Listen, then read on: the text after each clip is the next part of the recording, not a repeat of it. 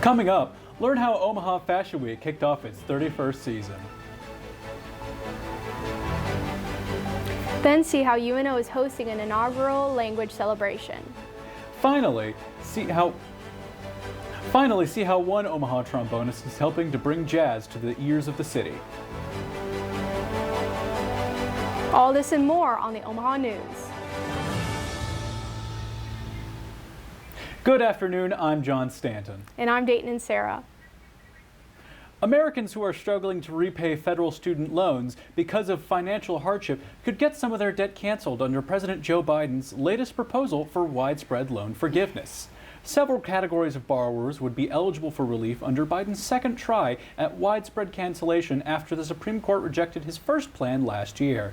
Those with older loans or large sums of interest are being targeted for relief. For example, on Thursday, the Education Department expanded its proposal to include those who face financial hardship.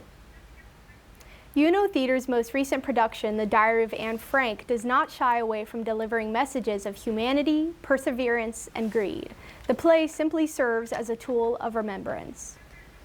Recent headlines from CBS to the BBC continue to showcase the persistent existence of discrimination and racism. Jewish UNO professor and director Scott Glasser says that history and art, like UNO's production, The Diary of Anne Frank, can help us understand and confront the ongoing struggles against discrimination and racism. It seems like sometimes our laws are broken down because of popular opinion, but we forget that there's a human being facing us. And this type of remembrance, remembering the past, looking at history, is a way to talk to the present and the future. UNO Theater has reached out to genocide and Holocaust studies in the Omaha metro area for the play, including the Samuel Bach Museum. Glasser says that the museum is one of many in Omaha. Omaha has a remarkable array of people who keep the past alive. Several plays have gone on here. This is UNO Theater's Black Box. This is where The Diary of Anne Frank will continue to show every night until Sunday, March 3rd. UNO Theater major and actor Brian Kilpatrick Peterson, who plays Otto Frank in The Diary of Anne Frank, says that with acting as a person from a tragic historic period, heavy research had to be done and certain questions had to be asked. You have to take a hard look at, what did they go through? They were up there for several years. So, what did they go through during that time and why were they there? The Diary of Anne Frank will continue to have shows every night from now till March 3rd. Check out the UNO Theater website for times as they differ per day. A fast-moving wildfire burning through the Texas Panhandle grew into the second largest blaze in state history today, forcing evacuations and triggering power outages as firefighters struggled to contain the widening flames. The sprawling blaze was part of a cluster of fires that burned out of control and threatened rural towns, where local officials spent the night shutting down roads and urging residents to leave their homes. The largest of the fires, which grew to nearly 800 square miles, jumped into parts of neighboring Oklahoma and remained completely uncontained as dawn broke. According to the Texas A&M Forest Service, authorities have not said what ignited the fires, but strong winds, dry grass, and unseasonably warm temperatures have fed the blazes. Area designers took their clothing to the runway last week as Omaha Fashion Week celebrated its 31st season. Reporter Peyton Holbeck follows the latest trends making their way to the city's fashion scene. Omaha Fashion Week is back at the Omaha Design Center. The showcase brings designers, models, photographers, and more all under one roof to appreciate design. It really just is a time for everybody to come together to display, their strengths in a city that doesn't normally promote the creative world. This season of Fashion Week takes place from February 21st to the 24th, with this spring season's theme being Audacious. According to the Omaha Event Group, they've already sold over 2,700 tickets.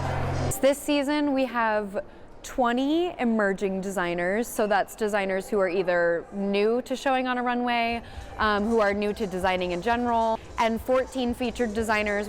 Of these featured designers is Hawa Couture and owner Hawa Moya, who says her collection holds a special meaning. My mom inspired this collection. I just wanted to kind of show some appreciation to her. She's been my fashion inspiration in my whole life. Omaha Fashion Week is a great place for designers like Hawa Couture to show their work, but also for models. Omaha resident Georgie Myers says Omaha Fashion Week is what launched her career. There was an agent from Chicago who was here at my very first Omaha Fashion Week show who, from watching me walk, decided that he wanted to sign me at his agency in Chicago. Omaha Fashion Week's impact on the community and its residents has been a staple in the metro since 2008. The show's impact has been felt all over the globe as designers move to bigger things, but they always come back to where it all started. There were 4 nights showcasing looks on the runway, and another day for consumers to purchase those collections. Organizers say they wanted to celebrate audacity in people's voices, to be heard, to be the catalyst for change. Ben, how many designers were on hand this year? Well, the Omaha Design Center hosted 34 emerging designers, 172 looks from high school and college programs, and 530 models, along with almost 3,000 in attendance. Omaha Fashion Week will be back later this year for the fall season. Coming up next on the Omaha News, the city is showing high school students how they can expand their language studies after graduation. Then we'll take you live to the Holland Center, where a nationally acclaimed jazz artist shares the complexity of jazz with his trombone.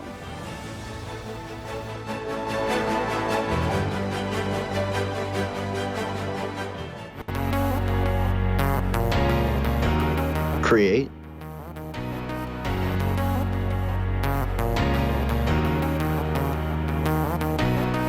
perform,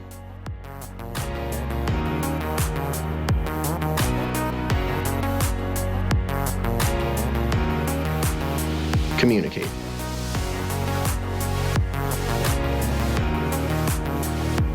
College of Communication, Fine Arts, and Media. Nearly 3,000 student athletes competing in 19 varsity sports from 9 institutions. Compete for nationally ranked teams to become academic All-Americans and NCAA champions. Nearly 100,000 students and more than 800,000 alumni celebrate their schools as they rise to reach the summit. The Summit League, where tomorrow's leaders reach the summit today. The University of Nebraska at Omaha's bookstore is home to more than books. The UNO bookstore accommodates all students' needs with phone and laptop repairs at the iFix UNO station or free residence hall delivery. The bookstore, located in the Milevale Student Center, is full of Maverick merchandise. Find sweatshirts for chilly Nebraska days or cozy UNO mugs for every coffee fix. Shop anytime at unobookstore.com.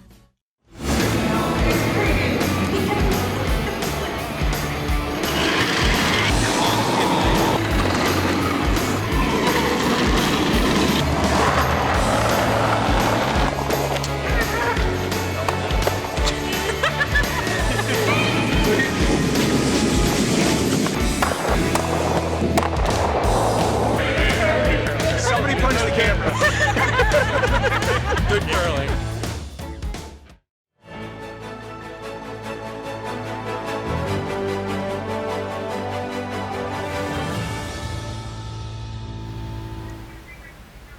The University of Nebraska at Omaha will be hosting its inaugural language celebration this Friday. Reporter Ben Batafarano says that hundreds of high school students from the metro area will be present. The Department of Foreign Languages and Literature is about to put on their inaugural language celebration. The event is designed to show local high schoolers from Omaha Public Schools their opportunities for further language study once they graduate. The department and OPS have been planning the event since last spring. The chair of the department, Dr. Cecilia Tokaimasa Hatch, says that part of the goal of the event is to empower students. Try to create a space for them to feel proud of their knowledge, feel excited about the language that they're learning, and giving them a space where they could showcase their skills and just have fun. The language celebration will take place at the Milevale Student Center, just east of the campus bell tower. The high schoolers will start on the first floor of the Student Center. Here, they'll visit information booths for the different language programs, all of which will be staffed by professors and UNO students. Later in the morning, students will progress upstairs to participate in judged events. These include skits, dancing, song and poetry performance, and poster creation. Undergraduate Spanish major Emily Erickson says that studying language reaps vast rewards. Not only have I stood out more as a job candidate when I've searched for employment opportunities, but I've also just been able to communicate with a whole other group of people that I previously could not have communicated with. Students will be assigned skill levels ranging from beginning to advanced, including a category for heritage speakers. For the Omaha News, I'm Ben Badafarano. Stop by the Milo Bell Student Center this Friday to see some of the language study information booths. A local Omaha theater is getting creative when it comes to boosting ticket sales. The Alamo Drafthouse shows classic movies including Happy Gilmore, No Country for Old Men, and The Phantom of the Opera since December of 2023. According to MovieWeb.com, movie theaters across the country are in a surge of re-releasing classic movies. They are also happening because of the delay in filmmaking caused by the writer's strike, which ended in September of 2023. Theater major Braden Oglesby says the feature of recent movies has affected the lack of ticket sales. Ticket sales haven't been great for any movies lately. Most of the movies that have been coming out just haven't gotten a lot of excitement from the public. Yeah, there's just not much bringing people to theaters right now. Critics predict the ticket sales slump should end soon, as the critically acclaimed Dune 2 is set to be released on Friday. Multiple titles premiering in March are going to be shown at the Alamo Drafthouse. Movies such as Kung Fu Panda 4 and Ghostbusters: The Frozen Empire. Mitch McConnell, the longest-serving Senate leader in history, will step down from his position as the Republican leader of the Senate in November. McConnell, who turned 82 last week, announced his decision today in the well of the Senate. McConnell said he plans to serve out the rest of his Senate term, which ends in January 2027. Omaha is becoming more musically diverse each year. Trombonist of the Year Wycliffe Gordon blessed the ears of Omaha locals at the Holland Center last Friday. The Holland Center has an immense energy within its walls, with Wycliffe Gordon in town. Gordon was named Trombonist of the Year for a record-breaking 13th time. He also received the Louis Award, Infernani Trombone Award, and the Satchmo Award. Concert attendee Sierra that I think relaxes people and allows folks to reset while also contributing to a hyper-positive experience overall.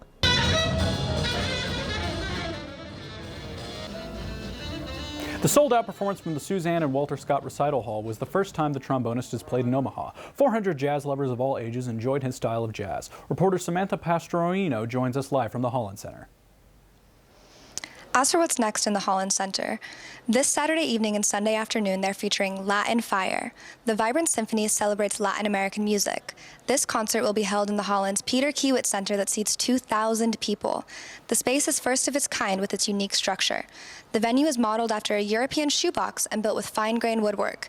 These bold designs are intentional as they emphasize the acoustics of each musical guest, creating an immersive experience for the audience.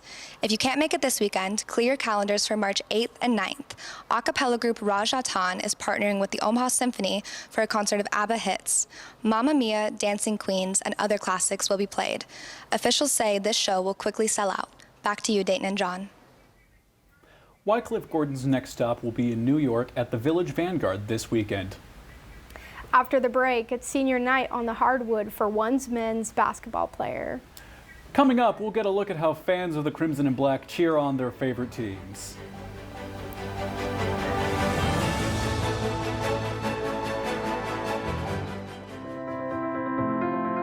The media landscape is vastly different from the past. Conglomeration and consolidation have changed the skill sets required to succeed.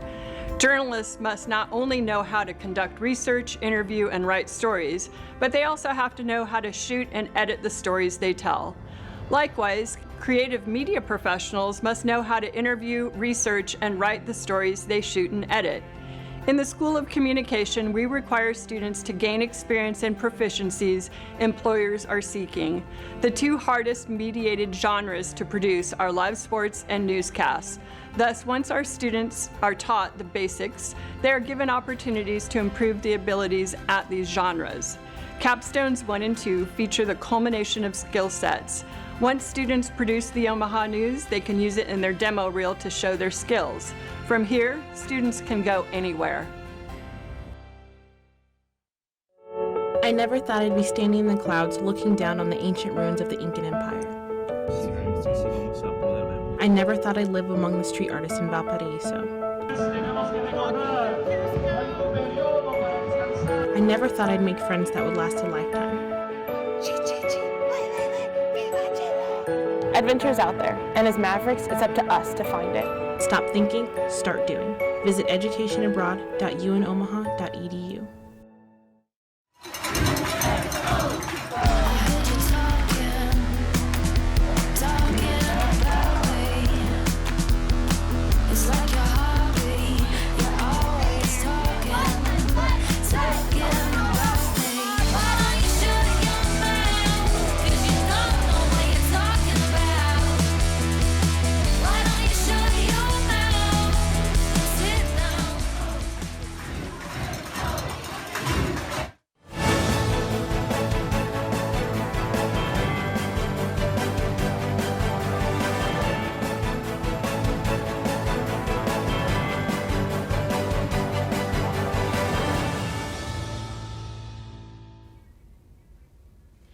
My name is Lillian Tiemeyer, and I will be bringing you this week's UNO sports updates. Frankie Fiddler is our Maverick Spotlight of the Week. Reporter JL Johnson caught up with Fiddler earlier this week to see who he is after the basketball season. Frankie Fiddler, a junior on the Omaha men's basketball team, says he's had the NBA in his sights since before high school. You know, I started playing when I was like 5, but I didn't really start taking it serious until about 8th grade. So I would say around that 8th grade mark is when I was, I actually want to do this and this be my dream. Assistant coach Warren Niles says within the first days of being on the job, Fiddler was asking for extra workouts. Fiddler says Coach Niles is a big role model for him at Omaha. We're really cool. He's a great teammate, works hard. He's a workaholic, so he's always in the gym. That's kind of how me and him got close. This past week, Fiddler broke the single-season scoring record for the program in its D1 era. He says once he's in season, basketball and school is all that he focuses on. No, that's my personality, is just being funny, but just when I get on the court, my mindset just changes and no fun and games anymore. Frankie was born and raised in Omaha, and he's always wanted to play for the Mavericks. In his junior season, he is currently averaging 20 points per game and about 6 steals per game. But could he have been a two-sport athlete for the Mavericks? During the off-season, I love to play golf all the time, probably 5 or 6 times a week. Fiddler says after his basketball career, he hopes to be living somewhere warm and where he can golf every day. Golf is so fun, and it's so easy on the body. I love golf. So his golf swing is, I would say, mediocre. I think my swing is a little better than his, but he's working on it. He's getting a lot better. For the Omaha News, I'm JL Johnson.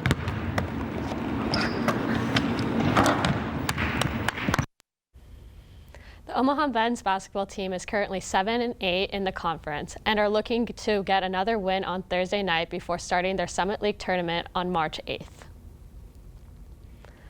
Omaha basketball forward Nick Davis played his final basketball game at Baxter Arena last week. It was senior night, and the Maverick was among his parents, coaches, and fans celebrating his final home game.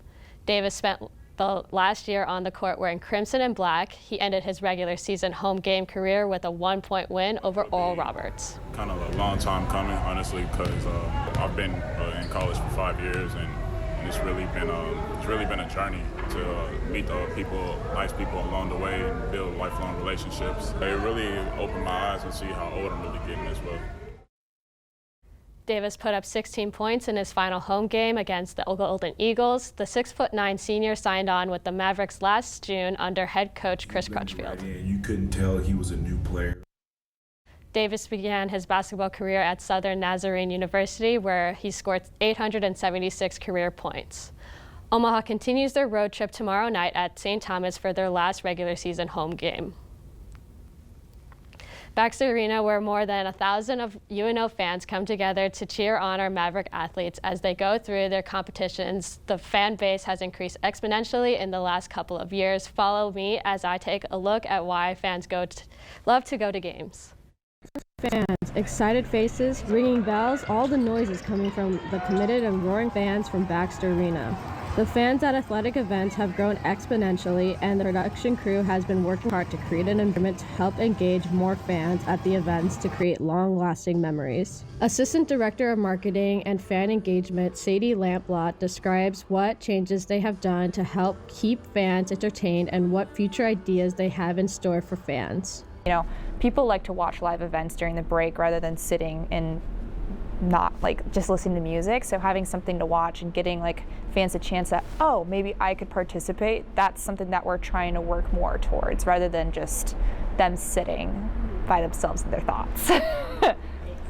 Yes, our goal essentially is to leave people entertained by the time that they walk into our building all the way to the end and they walk out. Fans come from all over to watch these athletes play, and they get a chance to participate in events where they can win money, car washes, or even food vouchers. For some fans, going to athletic events means more than just watching the athletes compete, but it is a way to make memories with their family. Grandmother Mariella and grandson John Pucconi express how excited they are to attend hockey games at Baxter Arena. Oh, we are very excited, aren't we?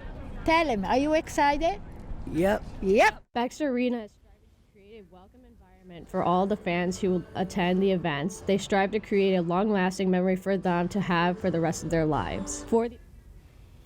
Baxter plans to continue to have their fan attendance continue to rise, along with keeping them entertained for the rest of the athletic season. That's all for sports this week. We'll have more sports news from around the Omaha Metro for you next week. When we come back, we'll wrap up today's news. Don't go anywhere.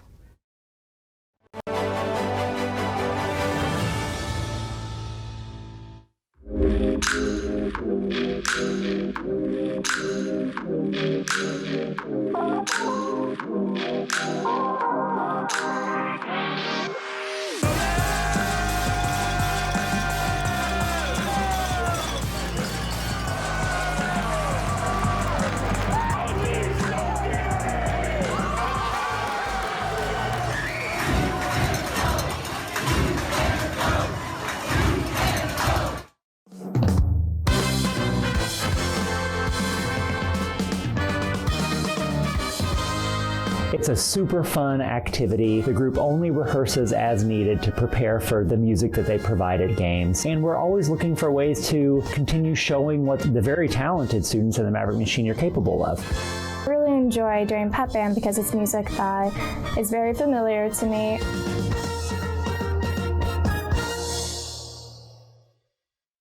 There's a unique educational experience right here in Omaha.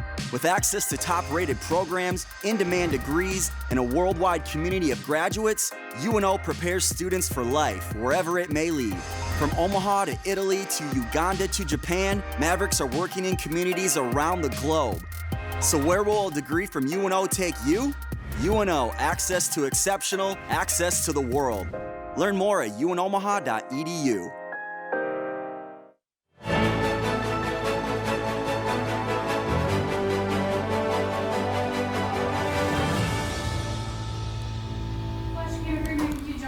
The Nebraska Board of Education is discussing a newly proposed ban on sexually explicit content in all Nebraska public school libraries.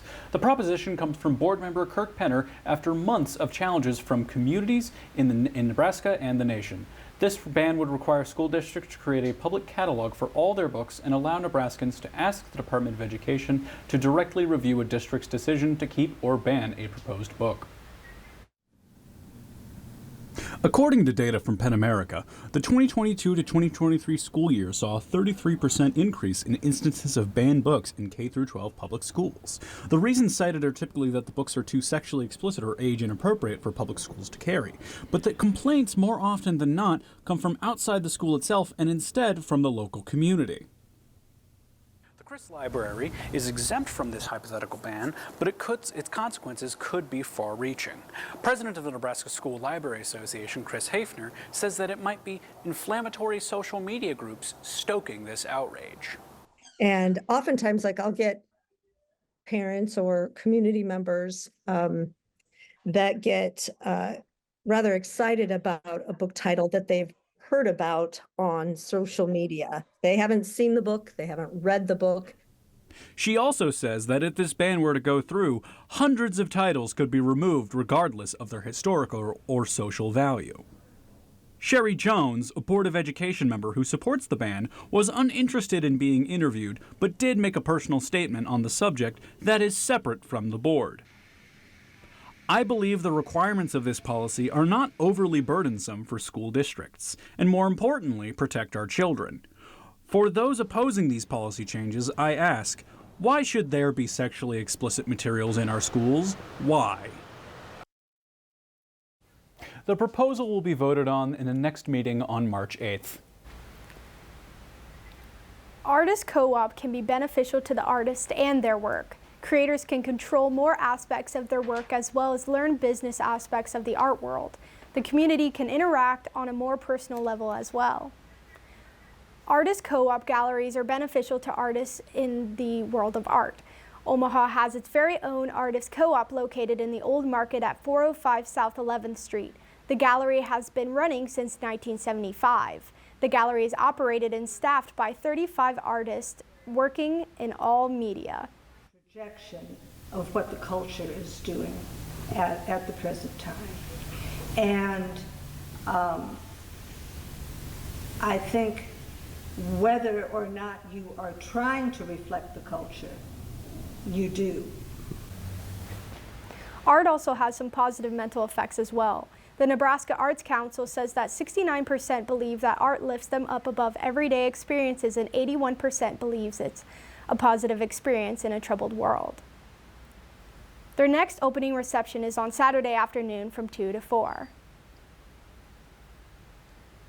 Ruth Gutzman, a former professor at the Albert Einstein College of Medicine and window of a Wall Street investor, announced she is donating $1 billion to the school in the Bronx. The gift means that four-year students immediately go tuition-free, while everyone else will benefit in the fall. That's all for today. Join us again next week for more news and entertainment in the Heartland. Follow us on Facebook, Instagram, TikTok, and Twitter at UNO The Omaha News, or find our website for even more news and stories at unomahanews.com. From all of us here at UNO Television, thanks for watching.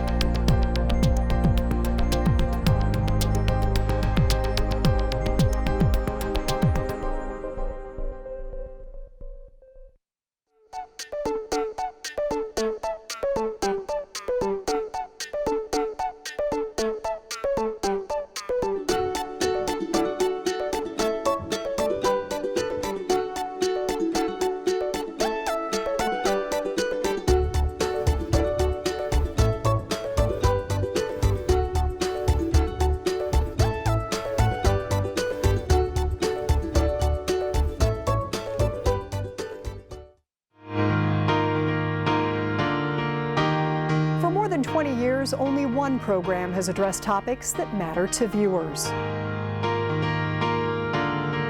Only one program delivers the information that Nebraskans need to live the good life. I'm Kathy Wyatt. Join my guests and me as we discuss those issues every week on a program we call Consider This.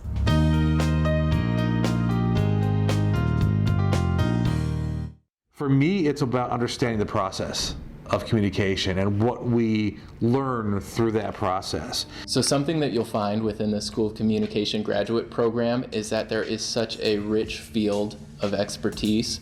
I can think of no other discipline where we spend so much time focusing on not just one side of the conversation, but all sides of the conversation. Not only do you get to work closely with other graduate students that come from all different walks of life, but you get to learn from graduate faculty that take those perspectives and help you grow yourself in a way that teaches you to be an academic, but also lets you be you in a really unique way.